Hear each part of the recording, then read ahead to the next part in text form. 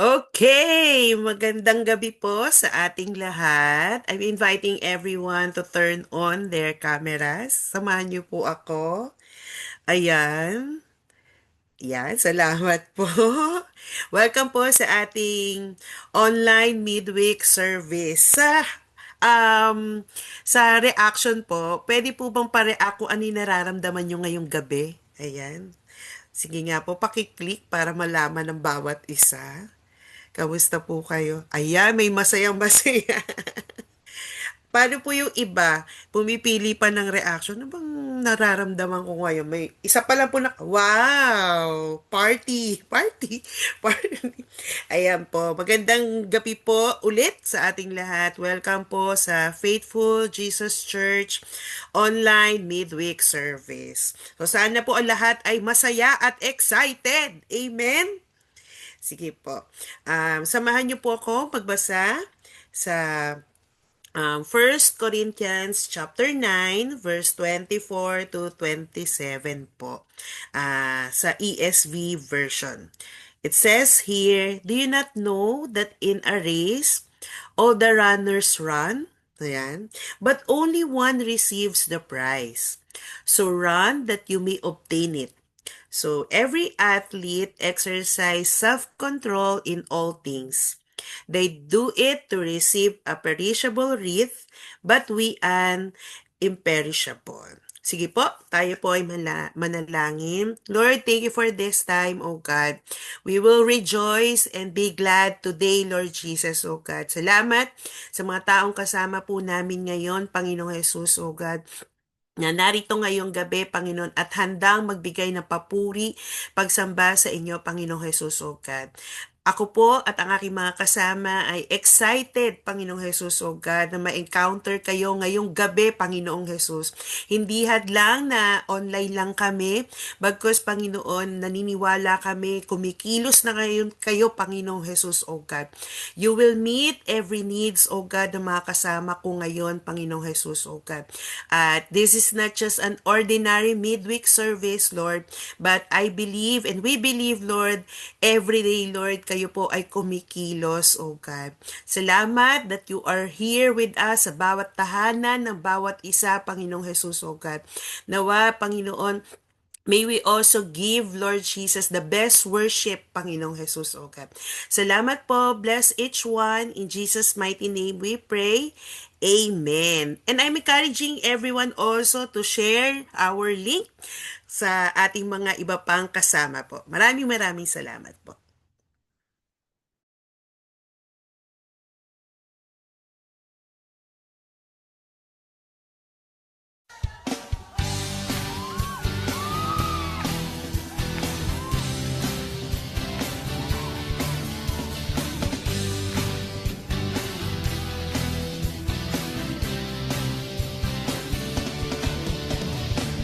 Ang umawit at magtuloy sa'yo, aking tugon sa pag-ibig mo. Langit at lupa sa'yo'y sasamba. O Diyos, purihin ka, dakila kang talaga. Ikaw ang hinahanap ko sa buhay kong ito. Pag wala ka ay di makontento. Di sumasamba sa'yo, sagad-sagaran ang kasiyahan. Tunay na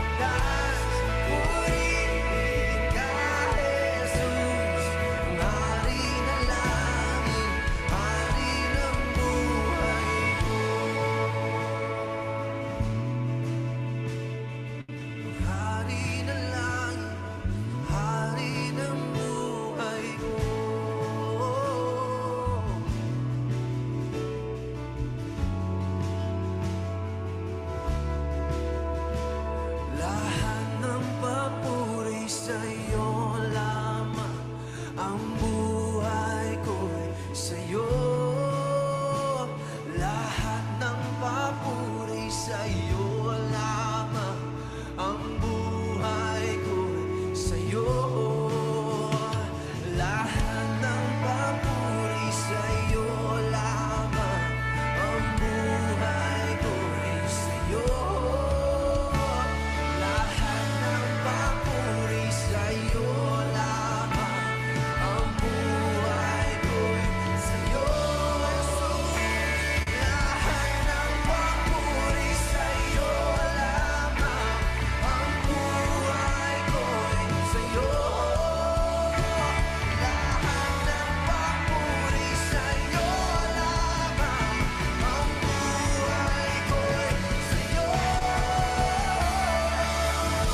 Papuri sa kataas-taasan. Papuri sa ikagapagligtas. Purihin ka, Jesus, ang hari ng langit, hari ng buhay ko. Papuri sa kataas-taasan. Papuri sa ikagapagligtas. Purihin ka, Jesus, ang hari ng langit, hari ng buhay. Lahat ng papuri sa'yo lamang. Ang buhay ko'y sa'yo. Lahat ng papuri sa'yo lamang. Ang buhay ko'y sa'yo. Lahat ng papuri sa'yo lamang. Ang buhay ko'y sa'yo, Jesus. Lahat ng papuri sa'yo lamang. Sa'yo.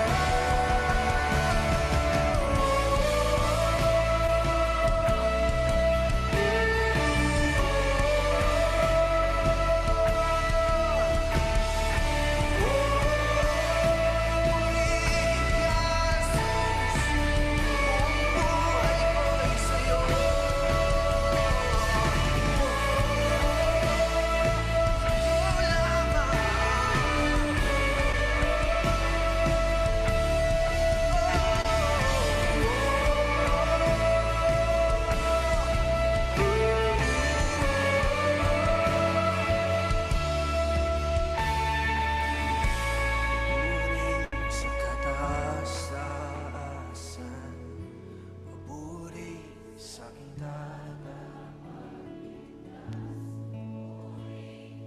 ka, Jesus.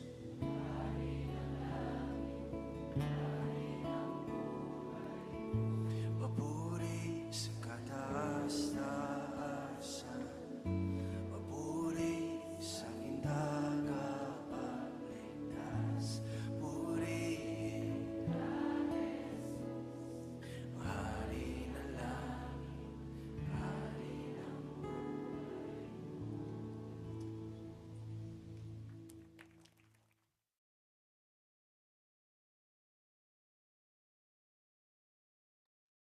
Magandang gabi po sa lahat. Ayan.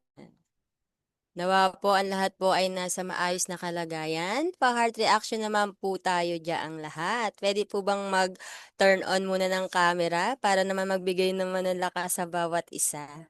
Ayan, sige po. 1, 2, 3. Kahit saglit na turn on ng camera dyan. Ayan, salamat po sa lahat ng heart reaction at salamat po sa inyong pagbubukas or pag-turn on ng ating camera. Ayan, so may maikli lang po akong kwento sa inyo. May isa po kasing magsasaka na araw-araw nagdidilig ng kanyang tanim o nung kanyang mga pananim. Walang nangyari sa unang week, wala ring makitang pagbabago nung ikalawang linggo. Dumating po yung ikatlong linggo, napagod siya at naisip niyang tumigil na dahil parang walang bunga ang kanyang ginagawa. Pero isang araw po, napansin niya na may munting usbong na sumisilip na dun sa lupa. Na-imagine niyo po yun?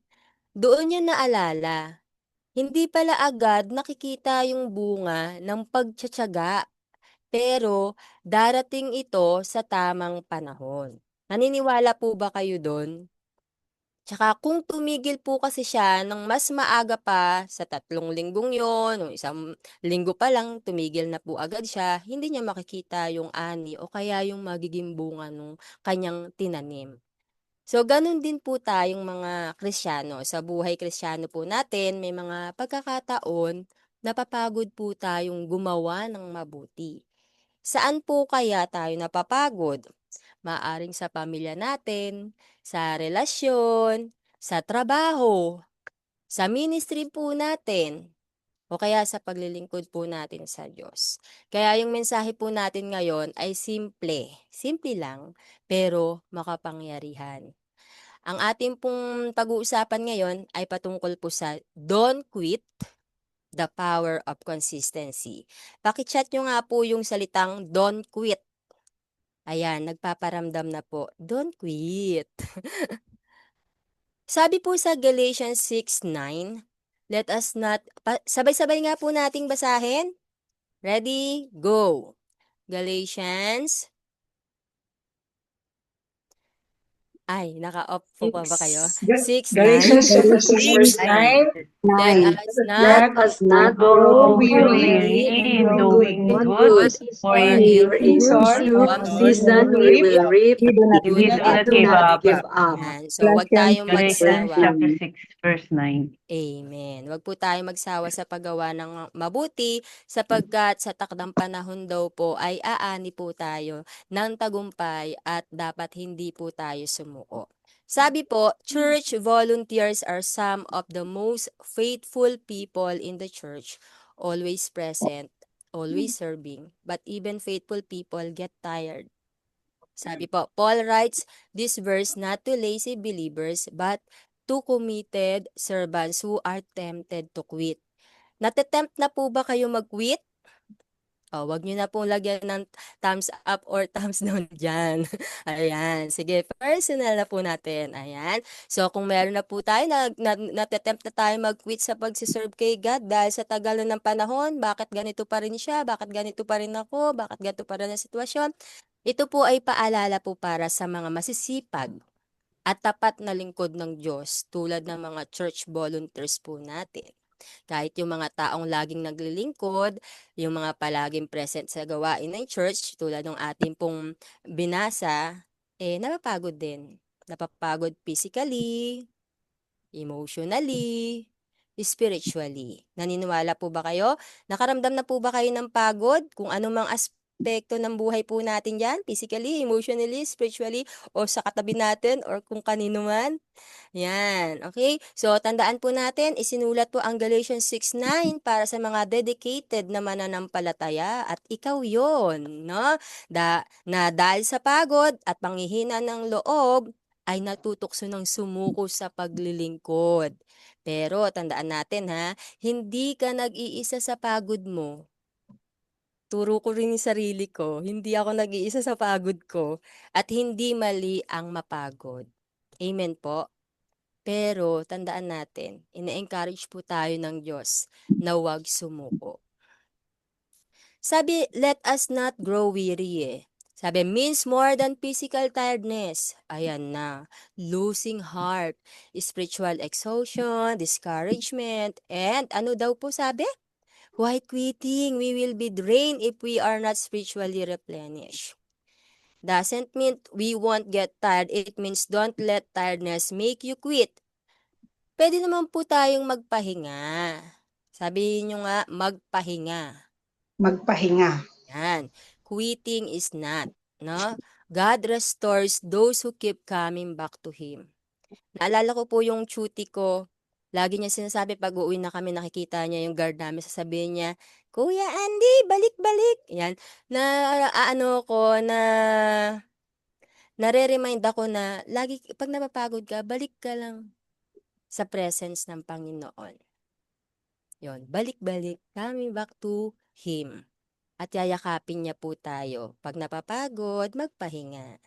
In doing good, sabi, refers to the continuous lifestyle of unseen obedience, serving, giving, praying, loving and staying faithful in spiritual discipline. Sabi, kasi may mga bagay tayong or nararamdaman natin na ang dami ko namang ginawang mabuti pero parang hindi ako nakikita ng leader ko. May mga ganun na tayo. Parang walang pumalakpak sa akin ngayon, walang pumupuri sa mga ginagawa ko. Palpak ba ako?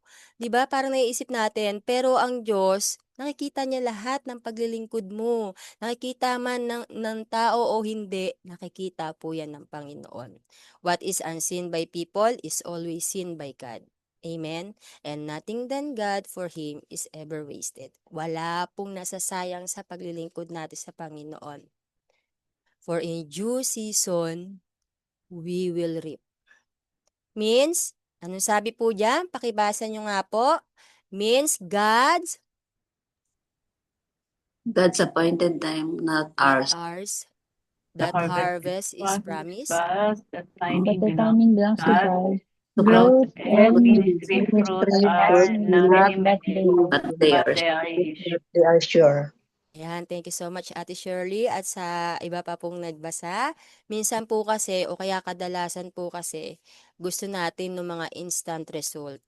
Pero yung Diyos po natin mas concerned po sa character natin kaysa sa pagbilis ng mga bagay-bagay na gusto nating ma-perfect, no? Na nakikita lamang ng mga tao. Kamusta po tayo? Kamusta yung character natin habang tayo po ay lumalakad sa ating pananampalataya? Nakakadapa na ba tayo? O mas nagniningning? What you are consistently doing today in shaping tomorrow's blessings. Tama po. Yung pagiging consistent po natin, tawag po doon, yun po yung faith in action. Pag consistent na po tayo sa mga bagay na ginagawa natin, kahit pagod, kahit tahimik lang tayong naglilingkod sa ating Panginoon, yung patuloy ka pa rin nagmamahal, patuloy ka pa rin naglilingkod, patuloy ka pa rin sumusunod. That's the kind of faith na na-honor po natin ng ating Panginoon. Eto na, maganda. If we do not give up, ano pong i-reveal ng ating Panginoon? Pakibasa po ulit kung sino man gusto dyan. Go lang po. Reveals the condition Reveals the condition of reaping perseverance, consistency that unlock The promise. Amen. Hindi dahil magaling po tayo, hindi dahil magaling ka, hindi dahil magaling ako, kundi dahil tapat po ang Diyos. Kapag kumakapit po tayo sa Panginoon, kahit mahina ka na, siya yung magdadala sa iyo hanggang sa anihan. Hanggang sa magbunga ka na, magugulat ka na lang, ba't kaya inaaway ako nito? Bakit kaya ito, di ko naman kilalain, binabash ako? Kasi nga, nagbunga ka na. 'Di ba? So, may mga negative na nakikita sa paligid na hindi mo namamalayan kasi nga nagbubunga ka na gusto nilang batuhin at sabik na sabik sila doon. Amen? So, marami pong bagay na pwede tayong tignan sa paligid. Kahit negative po yung nasa paligid natin, positibo po yan. At ikaw yung matutuwa rin na hindi mo namamalayan na, ay bakit ang saya ng puso ko habang sinasaktan niya ako. 'Di ba? Kasi nakikita mo na nagbubunga na lahat ng pagpapagal mo. Yung pagtitiis mo, yung pagtsatsaga mo sa paglilingkod sa Panginoon at sa paggawa ng mabuti. Ano po sabi? Many volunteers stop not because they no longer love God, but because they neglect. Alin po yung na-neglect? Consistent, ano daw po? Spiritual Spiritual disciplines. Yun. Kaya pala, dahil nakikita mo pa, sa paligid mo, naririnig mo ay puro negative, tapos naging negative ka na rin kasi nga negative na sa harapan mo. Nakulangan na sa spiritual disciplines. Ano yun? Yung panalangin, kamusta ba? Ano ba yung pinagpipray mo na ngayon? Material na bagay na lang ba? Puro pang successful and literal na lang po ba? Kamusta yung salita ng Diyos sa puso natin? And time with God are not extras, sabi. They are the fuel for long-term service. Tandaan natin, kailangan natin ng gasolina. Gasolinang espiritual. Small daily faithfulness sustains big public ministry. Sabi po ni Paul, no? Don't quit. Lahat nga po tayo, sabihin natin ulit yon, don't quit.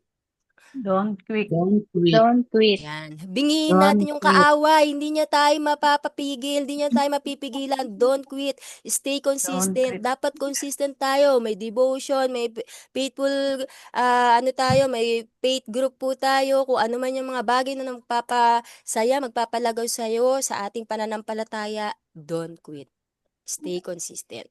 God sees your unseen faithfulness, and His perfect time, there will be a harvest. Again po, don't quit. Magpatuloy po tayo. Dahil ang consistency po, may gantimpala sa takdang panahon ng Diyos. Amen. Sige po, samahan niyo po ako sa panalangin ng pagtitiwala sa ating Panginoon. Lord God, salamat po. Salamat po sa paalala ninyo na wag po kaming magsawa sa paggawa ng mabuti. Kapag po kami napapagod, bigyan niyo kami ng bagong lakas, ng pag-asa. Tulungan niyo po kaming magpatuloy, maging tapat, at patuloy na manatiling consistent sa paglilingkod kahit hindi agad po namin nakikita ang lahat ng mga ani namin, lahat ng mga bunga nito, Panginoong Yesus. Teach us to trust your perfect timing and give us the grace to persevere. Hindi kami susuko, Panginoon, dahil alam namin na kasama namin kayo, Panginoon. Dahil ikaw ang aming lakas, Panginoon, ipagkakatiwala namin itong lahat sa iyo. Sa pangalan ni Jesus. Amen and amen. Sige po mga kapatid, tayo po ay manalangin. Dakilang Diyos, amang makapangyarihan sa lahat. Lumalapit po kami sa iyo na may pusong nagpapakumbaba, humihingi ng kalinisan at kapatawaran sa aming mga pagkukulang at pagkakasala, O Diyos. Anumang karumihan ang iyong nakikita sa aming puso at isip, cleanse us upang malaya kaming makipag-ugnayan sa iyo, O Diyos.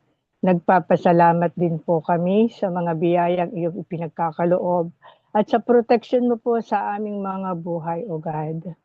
At sa gabing ito, nilalapit po namin sa iyo ang aming sarili. Help us to discipline our spiritual life. We pray to be consistent in our prayer. Dahil alam namin, Panginoon, na sa bawat panalangin ay may nakalaan kang katugunan, O God. Maging sa patuloy na pagbabasa ng iyong salita na makakatulong upang kami lumago at lumalim sa pagkakakilala sa iyo, Panginoon. Upang hindi kami mailigaw ng mga maling katuroan, O God. Palagi ka namin pupurihin upang anumang distraction ang aming mapapagtagumpayan, O God. We ask ng aming puso at isip ay laging nakapokus sa iyo, Panginoon, at walang anumang makakahadlang sa aming paglagong spiritual, O Diyos. Patuloy mo po kami bigyan ng strength to encourage upang kami maging matatag sa lahat ng oras, O God. Thank you, Father God. At ngayon, Panginoon, sa gabing ito, inilalapit din po namin sa iyo ang bawat pamilya. Ang spiritual leadership at home, unity in faith, and healthy in the spiritual habits for children. Lord, we pray for wisdom and consistency in leading in family and devotions and prayers. Ang isang pamilya na patuloy na nananalangin, O God, ay nag-aaral ng mga salita ay iyong pinagpapala, O Diyos. At binibigyan mo po ng tamang direksyon ang kanilang mga buhay, Panginoon. Lord, patuloy mo pong pataasin ang antas ng aming mga pananampalataya, O God, upang kung may dumating man, Panginoon, ng mga pagsubok ay agad naming napapagtagumpayan, O Diyos. Help po na ma-train din po ng mga parents ang mga anak the way they should go, O God, upang sa kanilang kabataan, Panginoon, ay healthy ang kanilang spiritual habits, O God. Consistent ang devotion, Panginoon, at may pusong puno ng pag-ibig sa Diyos at sa kapwa, Panginoon. And they are covered ng iyong mga banal na dugo, O God. Lord, maraming salamat, Panginoon, sa patuloy na pag-iingat mo sa bawat pamilya, O God.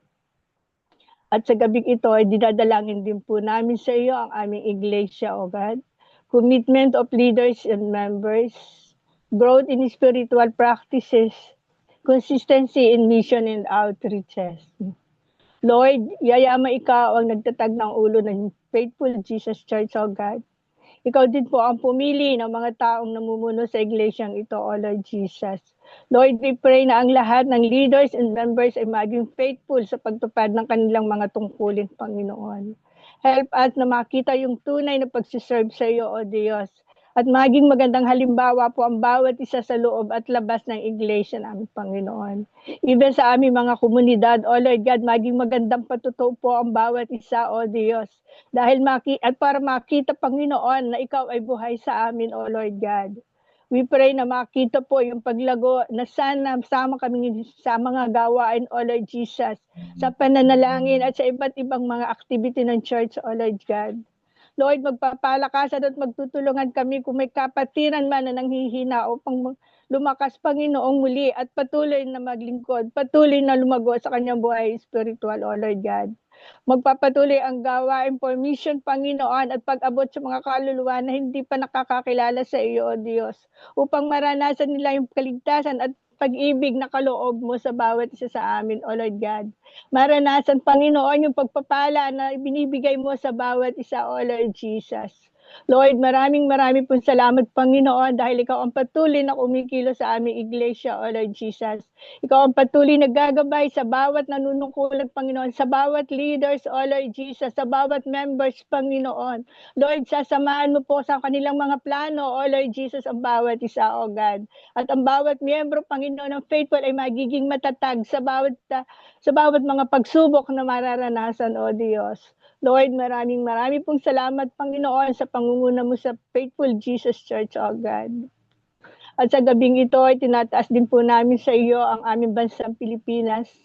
Ang spiritual revival, O Lord Jesus.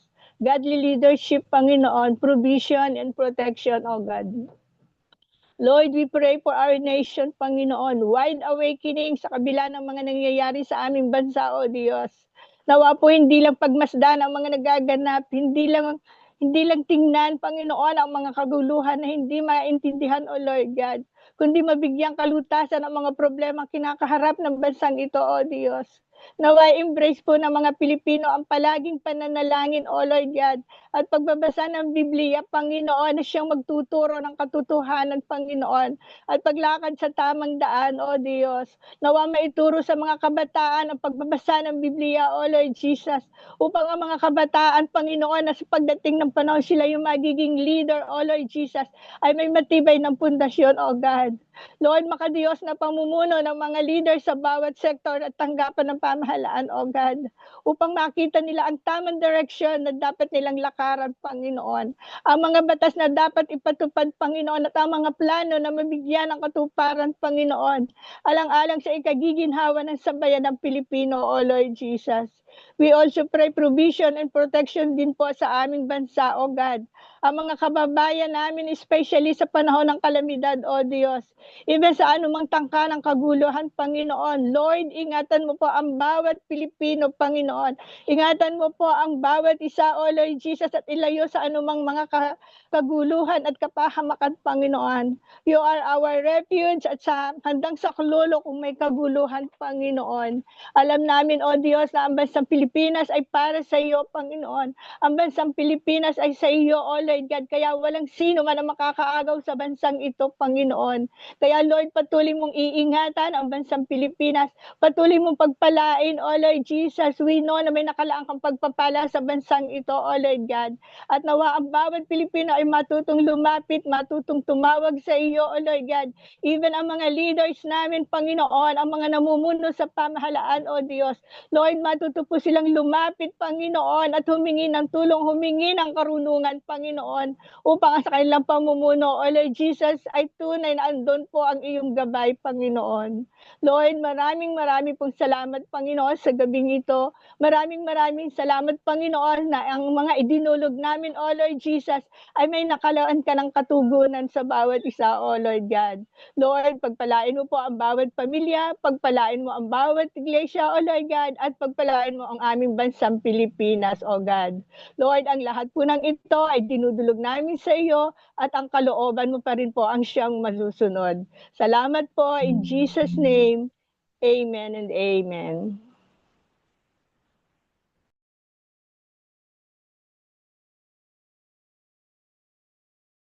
Madaling isipin na sa ating pagkakaloob ng ika-po ay wala namang nangyayari. Dahil kadalasan, mali ang pagkaunawa natin sa pagbibigay. Magkakaloob tayo, makakatanggap tayo ng pagpapala, tapos na. Pero paano kapag sabihin kong meron pang higit kaysa sa inaasahan mo? Magandang balita, may mas higit pa. Kapag tayo'y nagbibigay, meron tayong nagagawa na higit sa ating nalalaman. Ginagawa ito ng Diyos sa 3 paraan. Una, kumikilos siya sa pamamagitan natin. Tayo ay nagiging daluyan ng kanyang pagpapala para sa iba. Imbes na kinikimkim natin ang kanyang pagpapala sa atin, magandang ipamahagi natin ito sa mga nangangailangan. Sa pamamagitan nito, na ipapakita natin ang kabutihan ng Diyos sa atin sa kanila. Ikalawa, nagiging katuwang natin ang Diyos. Tayo'y nagiging katuwang ng Diyos sa kanyang naisin na maipamahagi ang salita sa lahat ng tao. Sa pamamagitan ng ating panalangin, ika-po, kaloob, serbisyo sa simbahan at mga patotoo, nakakasama tayo sa plano na kanyang sinimulan. Nagiging katuwang niya tayo na maligtas ang lahat ng kanyang anak. Ikatlo, kumikilos siya sa atin. Tinutulungan niya tayo na maging mabuti sa pamamagitan ng paglilinis ng ating puso. Ang ating pagbibigay ng ika-po ang pasimula ng totoong pagsunod sa Kanya at sa pagtalikod sa ating mga tinatangkilik at sa pagsunod sa nais ng Diyos. Makikita sa ating mga buhay ang bagong tayo na katulad ni Kristo. Anong mangyayari kung magkakaloob tayo ng tapat, buong pusong magkakaloob, nang makita natin ang kabutihan ng Diyos? Okay po, magandang gabi po sa ating lahat. Purihin po ang Panginoon sa kanyang mga salita. So, samahan niyo po ako para po sa ating giving verse sa Ecclesiastes 11:1. Sabi po dito, cast your bread upon the waters, for after many days you will find it again. Purihin po ang Diyos sa mga salita na ibinigay po sa atin. So sabi nga, ang mga gawa ng pagiging mapagbigay ay maaring hindi agad magbunga, ngunit pinararangalan ng Diyos ang katapatan sa paglipas ng panahon. At madalas siyang nagbabalik ng mga pagpapala sa atin sa mga paraang hindi natin inaasahan. Kaya mga kapatid, ka-faithful, maging matapang po tayo sa pagbibigay. Kahit hindi malinaw sa atin ang magiging resulta. Ang pagtitiwala natin sa ating Panginoon, alam po natin na sa pagiging bukas palad po natin, balang araw, bibigay po ng Diyos ang pagpapala na nararapat po para sa atin. Purihin po nga Diyos, sabi nga, huwag magsawang gumawa ng mabuti, in due time we will reap. So ganun din po sa pagbibigay, huwag po tayong magsawa sa pagbibigay dahil ang pagpapala po ng Panginoon ay lagi po nating matatanggap araw-araw. Amen po. Sige po, ang pagbibigay po natin ay ways to give po, pwede pong sa on-site, sa Faithful Jesus Church, and then sa True Bank, BPI, sa naka-flash po yung mga account number and through GCash po. Purihin po ang Panginoon. Sige po, kung ready na po tayo sa pagbibigay, tayo po ay manalangin. Ama naming Diyos, salamat po sa lahat ng biyayang patuloy mong ipinagkaloob sa amin. Ikaw ang pinagmumulan ng lahat ng mayroon kami. Linisin mo po ang aming puso at turuan mo po kaming magbigay ng may kagalakan, hindi dahil sa napipilitan, kundi dahil sa pag-ibig at pananampalataya sa iyo. Tulungan mo kaming magtiwala sa iyong tamang panahon kahit hindi namin agad makita ang bunga ng aming pagbibigay. Bigyan mo kami ng tapang na maging bukas palad at ng karunungan upang magbigay ayon sa iyong kalooban. Naway magamit ang aming ibinibigay upang maging pagpapala sa iba at kaluwalhatian sa iyong pangalan. Pugisin mo kami bilang mga tapat na katiwala ng iyong mga biyaya at ituro mo sa amin na ang tunay na kayamanan ay ang pusong handang magbahagi. Lahat ng ito ay aming idinadalangin sa pangalan mo, aming Panginoong Hesus na tagapagligtas. Amen and amen. Purihin po ang Diyos. Amen. Thank you po, Tita Elma. Para sa ating announcement po ngayong gabi, ayan, tinatawagan po ang mga Men of Faith. Meron kayong ano pala sa Congress, hindi. Men of Faith Congress sa Feb 1 po, sa Sunday 1 to 3 p.m. sa ating Faith Pavilion. Ayan po. And next naman, syempre, Feb 21 na po ang ating Faithful Weekend. Kung may kakilala kayong hindi pa po nakakapag-Faithful Weekend, invite nyo na po. And registration fee, 499. Water baptism po sa Feb 22, back-to-back yan. Sa Evergreen, ang ticket po natin dyan ay 250 pesos. Again, kung may kakilala kayo hindi pa nakakapag-water baptism, invite nyo na din po. And, syempre, kung naka-attend na po kayo ng membership class at may kakilala kayo ulit na hindi pa nakakapag-membership class, ayan. So, meron po tayong membership class sa March 15, 22 to 29 po. 9:45 to 10:45 po sa Faithful Central sa Room 1. And, yun na lang po. So, lahat po ba ay na-bless ngayong gabi? Paki-heart reaction naman po. Ayan. 'Di ba? Salamat po sa ating nag-word today kay Teacher Beth sa nag-lead ng prayer, kay Tita Oli, 'di ba po nakaka-bless, at sa giving si Tita Elma. So maraming salamat po. And for our benediction, ready na ba kayo? Mag-turn on muna kayo ng camera. Benediction naman na. Tinatawagan ko na. ang ating teacher, Pastor Bell. Ayan. Thank you Kala po. ko sino yung tinatawag mo, Pastor Win. Ayan. So, ito na po yung pagkakataon ng bawat isa. Ihanda ang mga kapmay at ating i-chat ang ating mga praise item. Sige po, binibigyan ko po kayo ng 10 segundo. I-chat niyo po ang mga praise item niyo po dyan para naman magbigay kalakasan sa bawat isa. Sino po yung nakauwi na at iningatan ni God sa pag-uwi? O, may papremyo daw po yung tatlong unang magchat-chat. Wow!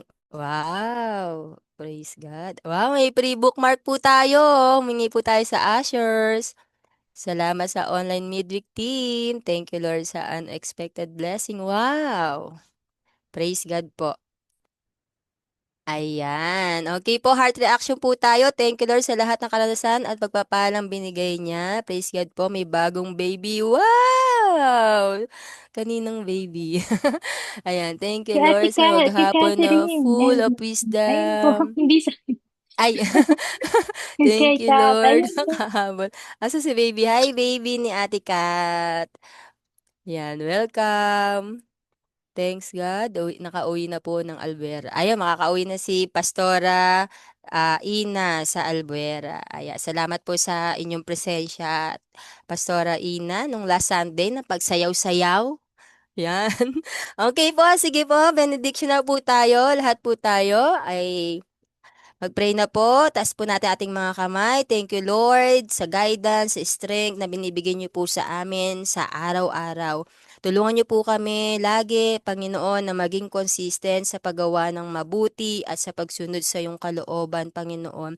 Bigyan niyo po kami ng mahabang pasensya, perseverance, Panginoon, yung determination para kahit mahirap, Lord, hindi po kami agad-agad susuko, Panginoon. Nawa, maalala namin na lahat ng mga maliliit na effort, Lord God, na kapag ginawa ng tapat at consistent, Panginoon, alam namin magkakaroon to ng bunga sa tamang panahon, Panginoon.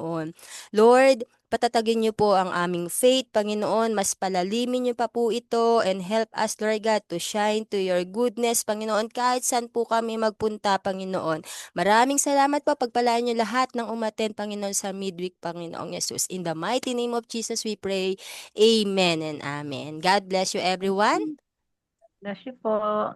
Thank you, Teacher Bell. Thank you po. Thank you po, Pastor And thank you Bell. po, Thank you po, Pastor Pastor Bell. Bell. Ate Breakout Picture po tayo. Alma, Ate Oli. 1, 2, 3. Oh, camera on tayo. Hmm. Design, saan ka na? Ayun, ang ganda ng nanay. Game. 1, 2, 3, smile. Thank you po. Okay, wait lang po bago po Thank you mag-divide po. yung DFD at saka Sims po. Can you hear me po? Yes po. Opo, mukhang for Feb po, susubok po tayo ulit. I mean, nabanggit na po, susubok po tayo ulit na mag-on-site ng ating pong prayer meeting. So, yung mga nagsisims naman po, naka-online naman. So, tuloy pa rin naman po yun next Thursday. Pero, baka po magkaroon kayo ng pagkakataon, 6 to 7 lang naman po. Aagahan po natin at exactly 6, katulad ng disiplina dito sa online midweek, ay punta po tayo sa on-site. Doon po sama-samang nagpe-pray. Kasi nagpe-pray naman tayo dito, pero baka naman po yung sinadyang pagpunta sa simbahan at sinadyang pagluhod at sama-samang panalangin. Tignan po natin kung anong kakaibang galaw ang gagawin ng Panginoon para sa buong faithful family. So that will be for the month of February po. Thursdays pa rin po, 6 to 7 p.m. po. Tapos tuloy pa rin po ang Sims ng Ate Beth ng 7 o'clock. Tama? Ang Sims ay 7 p.m. pa rin po ng Thursdays. So ayun po, ililipat na po ang mga taga-Sims sa